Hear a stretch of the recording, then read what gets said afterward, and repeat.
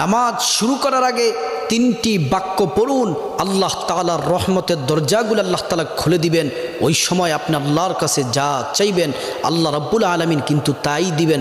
আপনার মনের সকল আশাগুলা আল্লাহ তাআলা পূরণ করে দিবেন। আল্লাহর পেয়ারা হাবিব সাল্লাল্লাহু আলাইহি ওয়াসাল্লাম নামাজের ইমামতির জন্য সামনে গেলেন, কিন্তু পিছন দিক থেকে একজন সাহাবী উচ্চ সুরে বাক্যগুলা বলতেছেন।